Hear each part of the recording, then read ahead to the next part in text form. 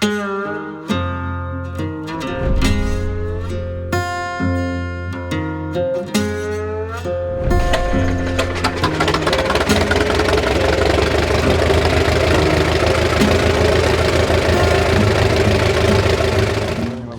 Jones from Nambour. With my wife, the owner of this 30, and to our knowledge it's the only one of its model in Australia.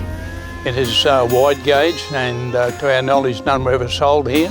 It was only a bit over 800 of this model made, and they were redesignated as the R4, which are a number in Australia. American Army left a lot out here.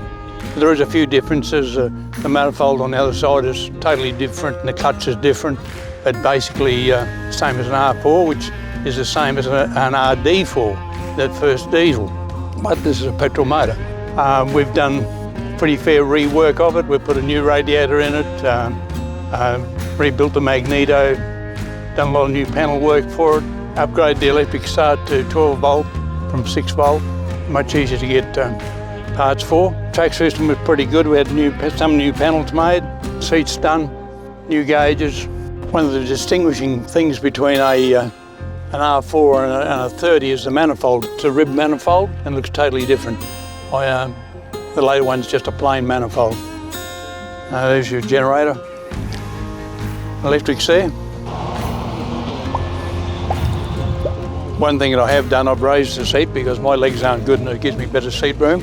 I've actually put a 3-inch piece of channel on in there to make it more comfortable.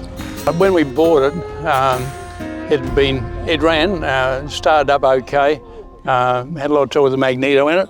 We had to do that all up. We also starter motor, we had trouble with the starter motor. We had that all done up and set everything up properly. The fenders here are all brand new. They originally had, the old ones were that bad, they had a lump of channel iron across to hold them together. So I thought, well, it's no good, you can't have a machine looking good like that bad, so we did all that, and that's the result. It was finished yesterday.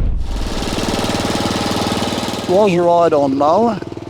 I mowed the lawn for 8 years with it, and then I cut it up and made that.